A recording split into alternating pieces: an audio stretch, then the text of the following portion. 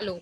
So till last lecture, we have seen the three goals, and we are going to move forward for the fourth goal, that is gender equality and empowerment of women and girls. Please note down this goal. Very important for all the girls, women, as well as men in India. Okay. Under the flagship initiative बेटी बचाओ बेटी पढाओ म्हणजे बेटी बचाओ बेटी पढाओ या अभियानांतर्गत the state government has implementing wide measures to elevate the status of girl child. Let me just find briefly पटापट जर मला find out करता आलं that would be super cool. माझ्याकडे last time बेटी बचाओ बेटी पढाओ मध्ये कशा प्रकारे वेगवेगळ्या स्कीम्स इन्व्हॉल्ड आहे याविषयीचा काही डेटा होता पीपीटी मध्ये. Let me just go through it fast and then if I can see it. Okay, just a minute.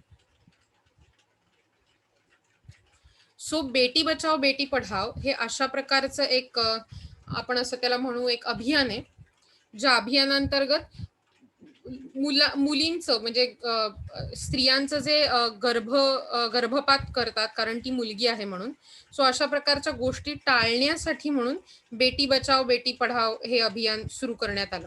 Okay.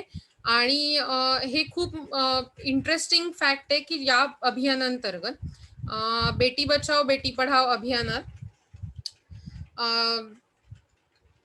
just a minute. Okay, I'll share my screen with you.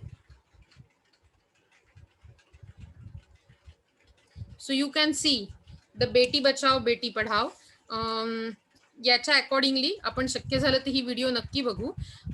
असा trend होता की there was decline in trend of child sex ratio, म्हणजे मुलांमध्ये असलेल्या men to women किंवा girl to boy या रेशोचं प्रमाण खूप कमी झालं होतं.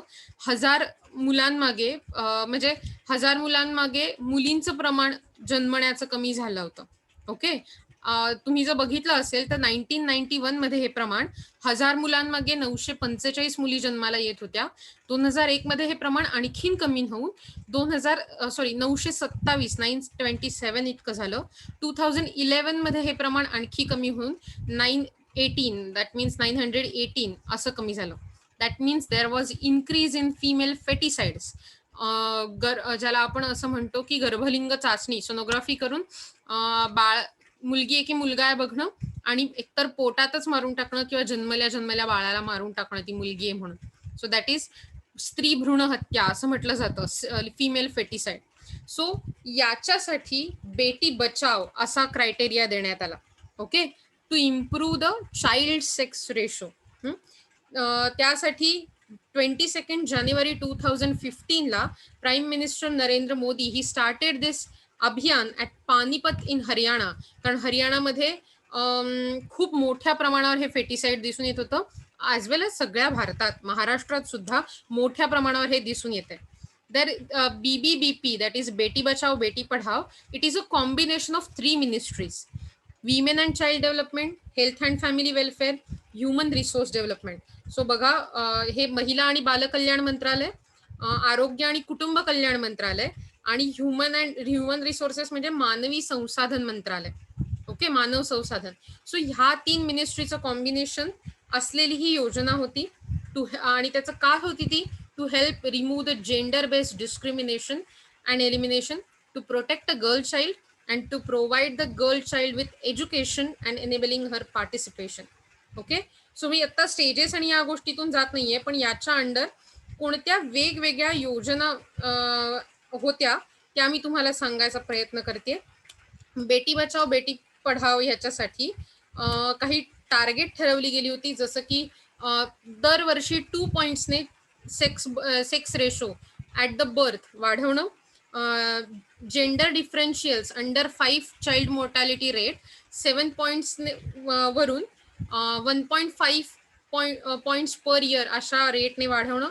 आणि असे बऱ्याच POCSO act which was again major improvement, that is girl चाइल्डला प्रोटेक्टिव्ह एन्व्हायरमेंटमध्ये वाढवण्यासाठी protection of child from sexual offences, POCSO हा ॲक्ट 2012 मध्ये सुरू करण्यात आला आणि त्याला बळकटी देण्यात आली. या वेगवेगळ्या स्कीम्स होत्या ज्या BBBP अंडर सुरू करण्यात आल्या. सुकन्या समृद्धी योजना, बालिका समृद्धी योजना, लाडली स्कीम, धनलक्ष्मी स्कीम, कन्याश्री प्रकल्प योजना, लाडली लक्ष्मी योजना. या स्कीम्स जर तुम्ही बघितल्यात, I will just take you like I show प्रत्येक स्कीमची वेगवेगळी गोष्टी आणि त्यात कशा प्रकारे तुम्ही कॅल्क्युलेट करू शकता फायदा. तुम्ही एक ठराविक अमाऊंट जर आपल्या मुलीच्या बाळाच्या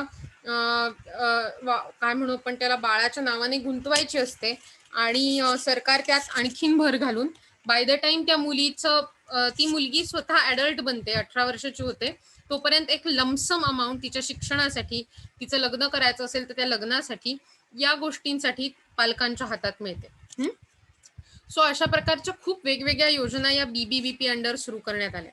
maternity benefit programme for all pregnants and lactating mothers has been launched through additional cash transfer. It protects women for newborn in the first 6 months of a childbirth. So आईच्या नावाने एक अशी म्हणजे आईच्या नावाने तिला मॅटर्निटी बेनिफिट म्हणजे प्रेग्नन्सीतले benefit आणि त्याच्यासाठी cash transfer direct additional to that particular women account असं सुरू करण्यात आलं. यामुळे तिच्या बाळाला ती कॅश वापरून मदत करण्याची, त्याला बेअर करण्याची, त्याचं योग्य पालन पोषण करण्याची सुविधा आईला मिळवून देण्यात आली. तिसरं स्टँडअप इंडिया आणि मनरेगा. ओके, या 2 योजनांच्या अंतर्गत मनरेगा तर आपण बघितलं होतं, Mahatma Gandhi national rural employment guarantee अशी ही स्कीम होती, बरोबर. The women empowerment campaigns are initiatives towards raising the level of female labor force participation and also enabling digital literacy and gainful empowerment opportunities.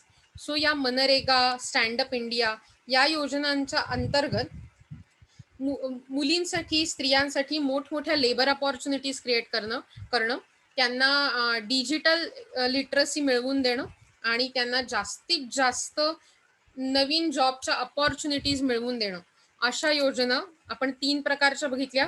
पहिली गोष्ट होती BBBP, बेटी बचाव बेटी पढाव. दुसरी होती की लॅक्टेटिंग मदर्ससाठी पहिल्या 6 महिन्यापर्यंतच्या बाळ होईपर्यंत तिला direct additional cash transfer benefits मिळवून देण्यात आले. आणि 2 योजना स्टँडअप इंडिया आणि मनरेगा या योजनांतर्गत त्यात विमेन आणि गर्ल्स यांच्यासाठी नवीन एम्प्लॉयमेंट अपॉर्च्युनिटीज, डिजिटल लिटरसी आणि गेनफुल एम्पॉवरमेंट अपॉर्च्युनिटीज क्रिएट करण्यात आला. ओके, सो होपफुली तुम्हाला हे गोल लक्षात आलंय. तुमच्यासाठी काही प्रश्न ज्याची तुम्ही उत्तरं देणार आहात. तुम्ही रेडी आहात? ओके, सो पहिला प्रश्न, what is the 4th goal of United Nations sustainable development goals agenda? कोणता आहे 4था goal? Gender equality and empowerment. Very good, very good. So अशी कोणती योजना आहे, व्हॉट्स द योजना is named by the government to improve the status of a girl child and to reduce the female foeticides in India?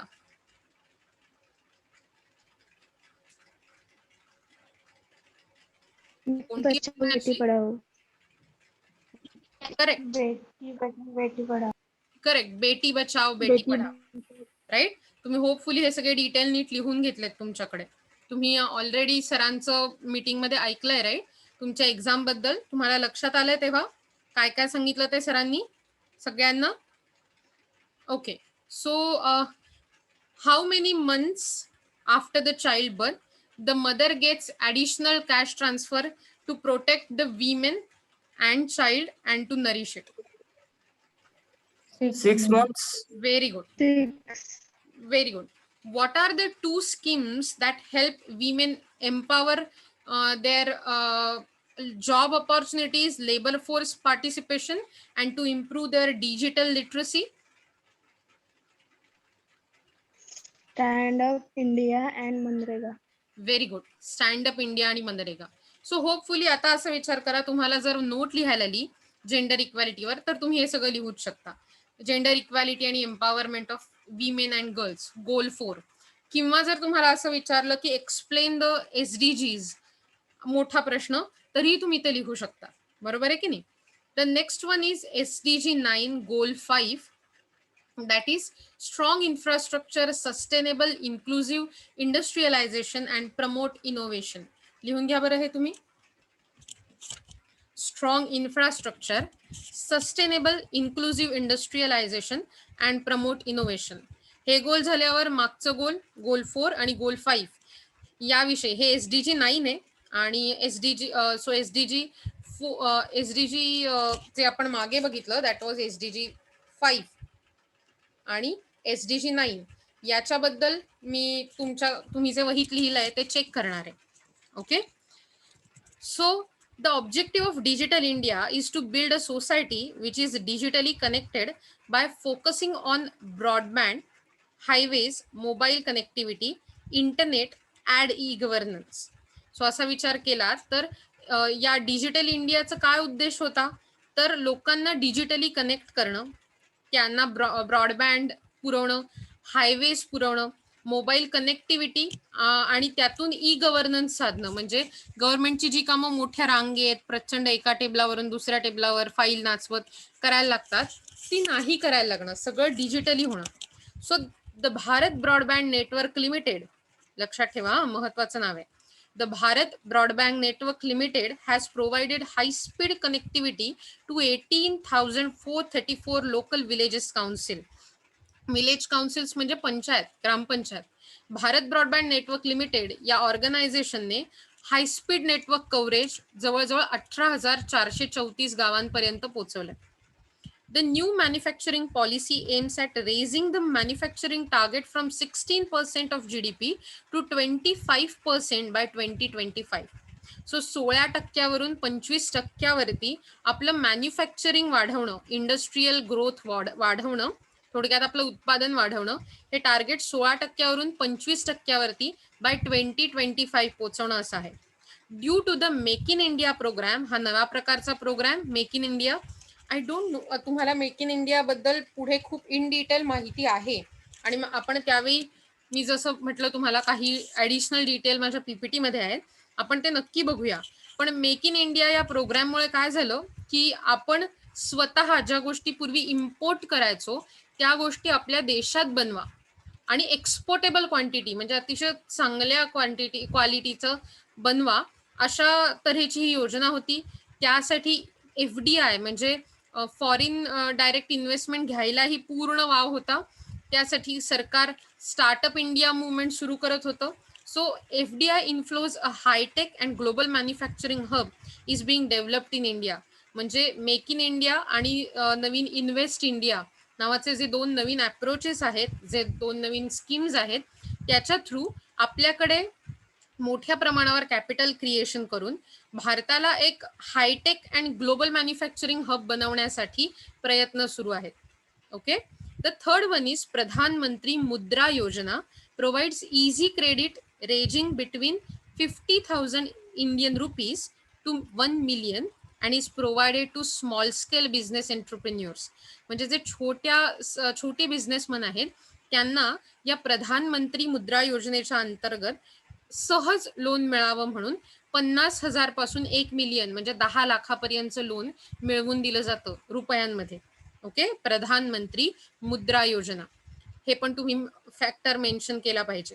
So आतापर्यंत आपण बघितलं की Bharat broadband network limited म्हणजे डिजिटल इंडिया स्कीम सुरू झाली, त्यात आपली कनेक्टिव्हिटी वाढवणं, ई गव्हर्नन्स सुरू करणं याच्यासाठी प्रयत्न केले गेले.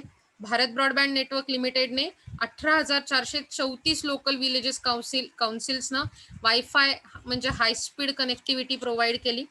त्यानंतर आपण मेक इन इंडिया आणि इन्व्हेस्ट इंडिया सारखे नवीन स्कीम्सच्या अंडर आपलं मॅन्युफॅक्चरिंग वाढावं, FDIचे इन्फ्लो भारतात वाढावेत, भारत एक high tech and global manufacturing hub बनावं, याच्यासाठी टार्गेट ठेवणं.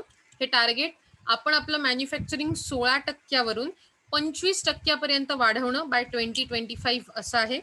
प्रधानमंत्री मुद्रा योजनेअंतर्गत छोट्या बिझनेसमनना 50,000 ते 10 लाखापर्यंतचं लोन सहज मिळावं अशी स्कीम करण्यात आलेली आहे. द स्टार्टअप इंडिया प्रोग्राम, जसं मी तुम्हाला मगाशीच म्हटलं, आणि Atal innovation mission is an imitative towards encouraging entrepreneurship and innovation. So नवीन छोटे बिझनेस सुरू करण्यासाठी, इनोव्हेशन वाढवण्यासाठी स्टार्टअप इंडिया प्रोग्राम आणि अटल इनोव्हेशन मिशन या 2 नवीन योजनाही सुरू करण्यात आल्या. सो तुम्ही बघू शकता की वेगवेगळ्या प्रकारच्या योजनातून आपलं इंडस्ट्रियलायझेशन कसं वाढावं, ती ग्रोथ कशी इन्क्लुझिव्ह असावी, म्हणजे फक्त मोठ्या बिझनेसमधूनच फायदा झाला असं नाही, तर छोट्यातल्या छोट्या बिझनेसमधूनही कसा फायदा होईल, आपल्याकडून इनोव्हेशन कसं वाढेल कंट्रीचं. आणि हे होतानाही आपण जे इन्फ्रास्ट्रक्चर बनवतो या सगळ्यासाठी, म्हणजे business connectivity, internet connectivity, e governance, roads, highways हे कसे सस्टेनेबल असतील याच्याकडे लक्ष देण्यासाठी हे गोल भारतात ऍक्टिव्हेट करण्यात आलेलं आहे. ओके, सो मला सांगा या गोलचं नाव काय आहे?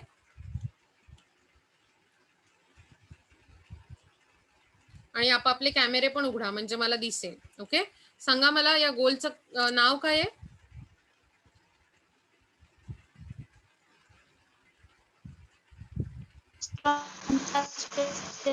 Strong infrastructure, sustainable, inclusive industrialization and promote. Correct, very good. So त्याच्या अंतर्गत कोणत्या कंपनीने 18,434 गावांना हाय स्पीड कनेक्टिव्हिटी प्रोव्हाइड केली? Very good Anisha. Bharat broadband. Very good, very good. So मला सांगा की आपल्याकडे अशी कोणती योजना चालू आहे जी मॅन्युफॅक्चरिंग साठी हेल्पफुल आहे?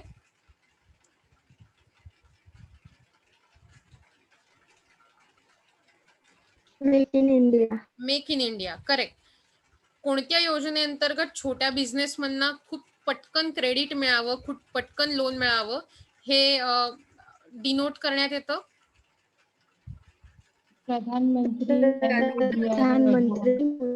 करेक्ट, प्रधानमंत्री मुद्रा योजना.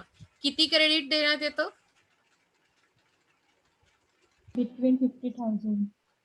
Correct, 50,000 to 1 million. बरं, 1 मिलियन म्हणजे 10 लाख. इनोव्हेशन आणि छोट्या बिझनेसेसनी नव्याने सुरुवात करावी to encourage entrepreneurship and innovation. Which 2 schemes were started?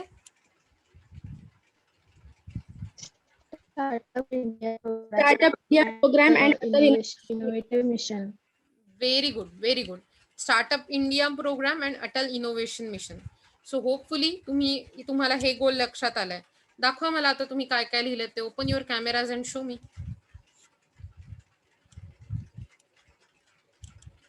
Yes Anisha, मी तुझं पाहिलं मगाशी.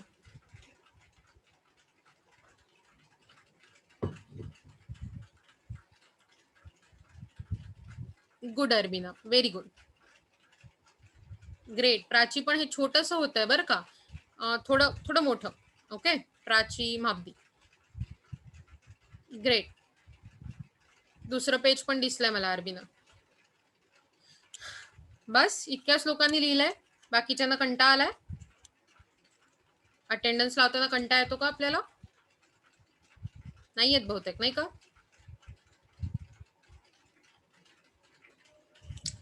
ठीक आहे, पुढे. तुम्ही जर झालं असेल तर मी पुढे जाते, तुम्हाला दाखवायचं नसेल तर. येस प्राची, आता मातले. Okay, so with that what we can start is the next goal. Must write it. SDG 14 goal 6 conservation of scarce marine resources. आपल्या देशाला जवळजवळ खूप 1000 किलोमीटरचा अतिशय चांगला असा समुद्र किनारा लाभलाय. If I'm not wrong, it is 3,500, but I might be wrong. I'm not so sure about number.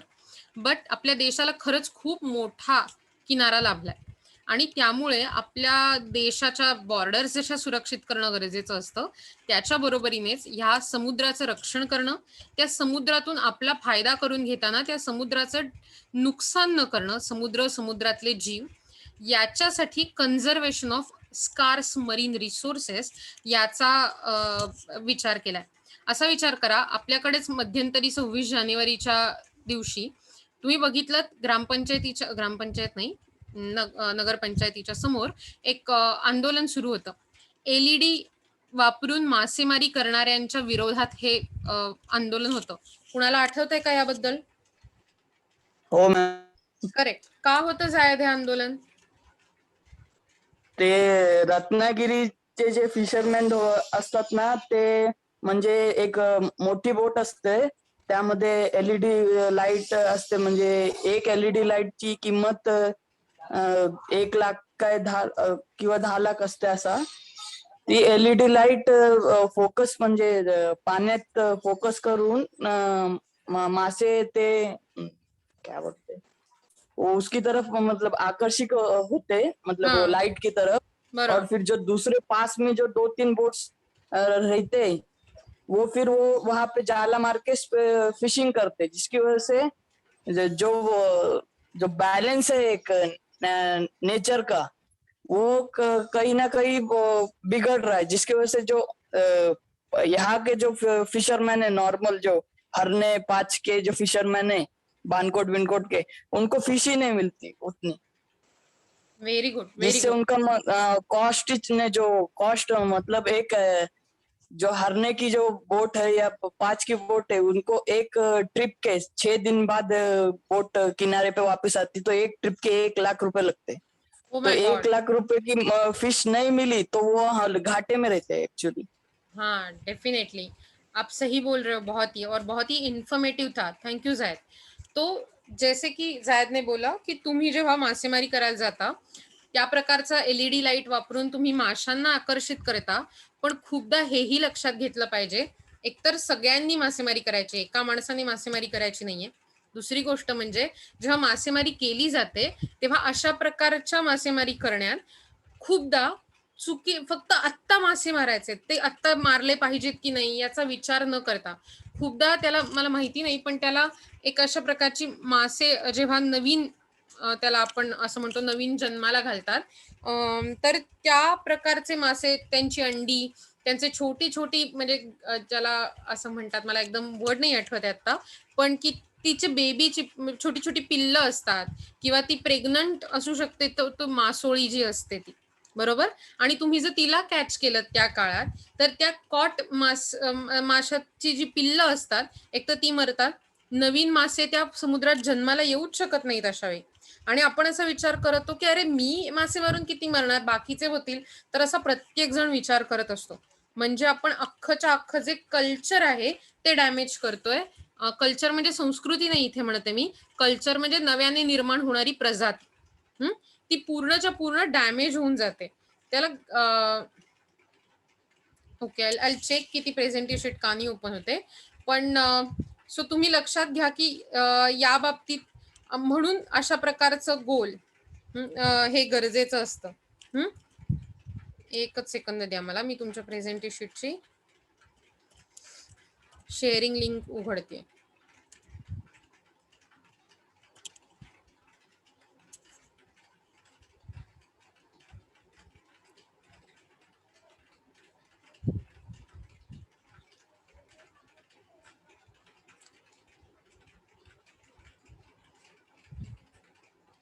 Okay,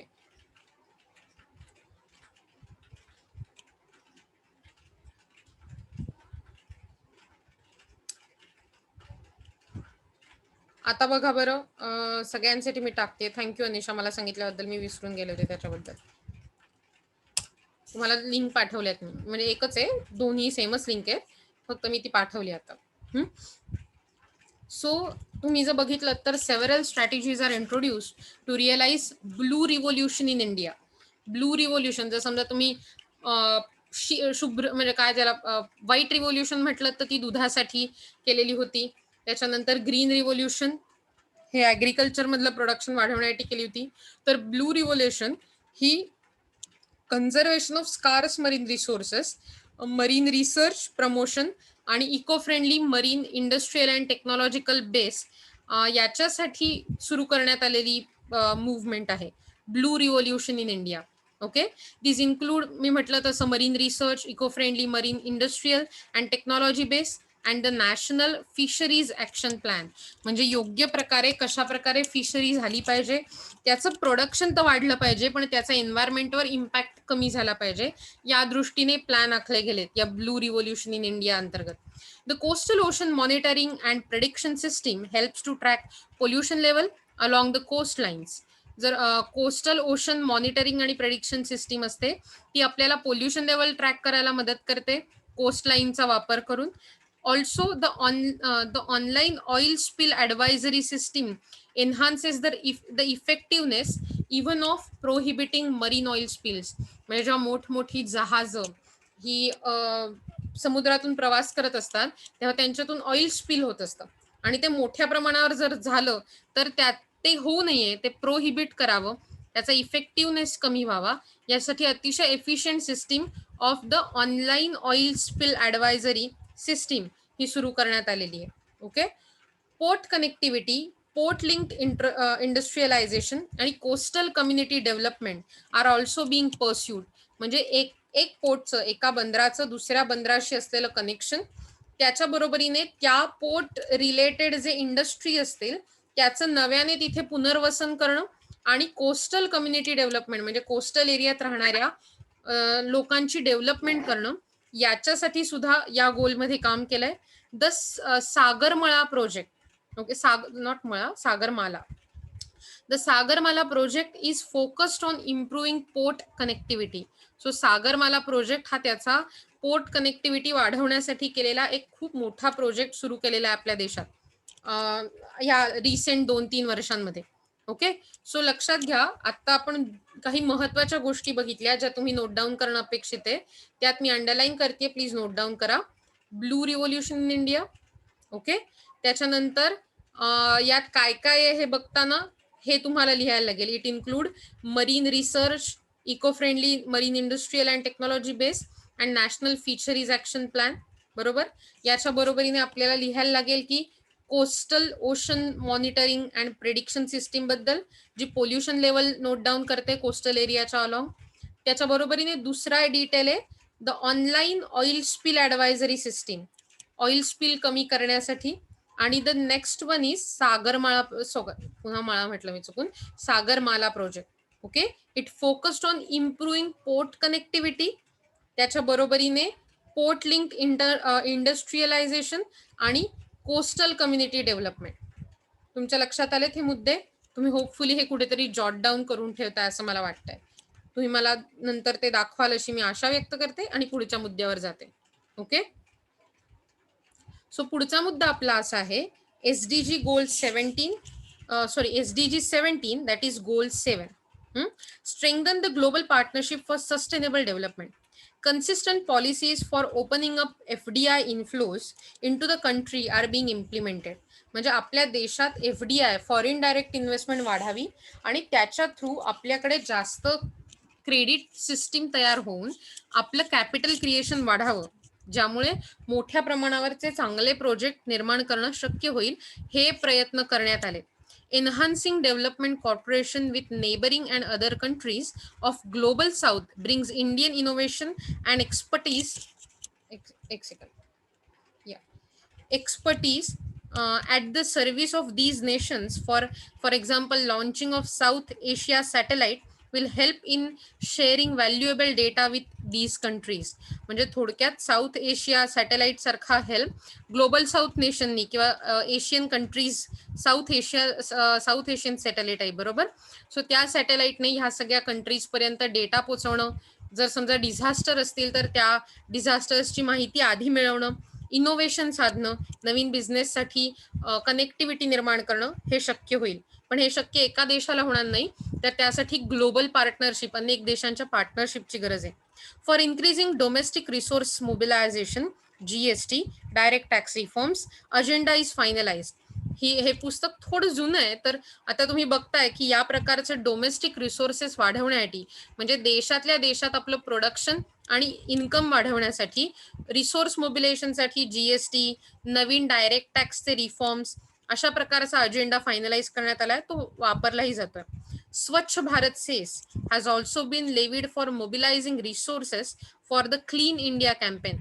स्वच्छ भारत अभियान याच्या अंतर्गत स्वच्छ भारत सेस नावाचा एक टॅक्स इंट्रोड्यूस करण्यात आलाय, जो प्रत्येकाला कंपल्सरी भरायला लागतो आणि त्यातून आलेला जो पैसा असतो गव्हर्नमेंटकडे तो भारत स्वच्छ करण्यासाठी, भारतातल्या फॅसिलिटीज प्रोव्हाइड करण्यासाठी, प्रत्येक घरोघरी संडास बांधण्यासाठी, कम्युनिटी टॉयलेट सुधारण्यासाठी, सुलभ शौचालय उभारण्यासाठी, वेस्ट मॅनेजमेंट हा अतिशय मोठा टॉपिक आहे, तर त्याच्यासाठी म्हणून काम करण्यात आलंय. Financing sustainable sources of energy for all by 2022 through a massive 150 GW increase in energy from renewable sources. म्हणजे हे मेगावॅट्स म्हणजे असा विचार करा 2022 पर्यंत सस्टेनेबल सोर्सेस ऑफ एनर्जीचा वापर वाढवणं म्हणजे पेट्रोल कारच्या ऐवजी इलेक्ट्रिक कार वापरणं, इन्व्हर्टरच्या ऐवजी सोलर हीटर म्हणजे इलेक्ट्रिक गिझरच्या ऐवजी सोलर हीटर, सोलर लॅम्प्स अशा गोष्टींचा वापर करून मोठ्या प्रमाणावरती क्लीन एनर्जी निर्माण करणं हे प्रयत्न या गोल अंडर पार्टनरशिप करून वेगवेगळ्या लोकांशी, फर्मशी, देशांशी हे गोल काय म्हणतात ते रिक्रिएट करण्यात आलंय. Thus, unlike MDGs, the SDGs list 17 goals. म्हणजे MDG मध्ये थोडी गोल होती, मला वाटतं 7 किंवा 8 if I am not wrong, 8 MDGs होते, पण SDGच्या लिस्टमध्ये सस्टेनेबल डेव्हलपमेंट गोल्सच्या लिस्टमध्ये मात्र 17 गोल्स आहेत. MDG मध्ये 8, SDG मध्ये 17. So that is additional 9 goals to which each country is committed and has to achieve on a voluntary basis. म्हणजे प्रत्येक देशाने हे गोल अचीव करणं हे मॅन्डेटरी बनवलेलं आहे, कंपल्सरी आहे. However, these goals are lofty and have a vague targets along with the lack of independent accountability. पण तरीही ही गोल एकतर खूप मोठी आहे, राईट, आणि त्यांची टार्गेट्स अचीव करणं हे खूप छोट्या छोट्या म्हणजे त्याच्यात एक मोठं गोल तुम्हाला दिलेलं आहे. ते कसं अचीव करायचं याच्यासाठी रस्ता मात्र इंडिपेंडंट आहे आणि त्यासाठी प्रत्येक देशाची अकाउंटेबिलिटी ही इंडिपेंडंट आहे. SDGs agenda is inadequate to support the operational means of implementation at local level, and hence new agenda 2030 depicts a gap between ambition and reality of the actions of the parties of the agenda. म्हणजे हा जो agenda आहे त्यात local लेव्हलवरती त्याचं implementation कसं केलं पाहिजे हे सांगण्यात थोडासा अयशस्वी ठरला आहे. पण तरीही आपण ही कामं आपल्या अतिशय प्रायोरिटी बेसवरती लिस्टवर घेतली आणि आपण ती कामं ती गॅप फिल करून नवीन असं म्हणू की नवीन ऍक्शन प्लॅन बनवलेला आहे आणि आपण त्या योगाने चालायला सुरुवात केली आहे आणि definitely I think we can achieve this. So मला वाटतं आजसाठी हे SDGs खूप झाले नाही का. आपण उद्यापासून मेक इन इंडिया कॅम्पेन बघायला सुरुवात करूया.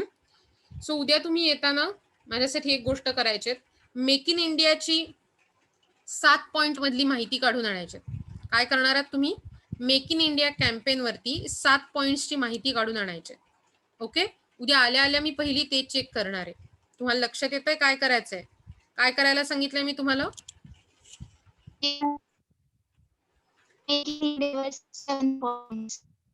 Very good. So make in India कॅम्पेनची माहिती मी तुम्हाला ऑलरेडी अटेंडन्स शीट पाठवली आहे. तुम्ही अटेंडन्स फील केलेली मला दिसतेय. So that's good. आपण उद्याला भेटू तुम्हाला. चलो then, have a nice day ahead. Bye bye.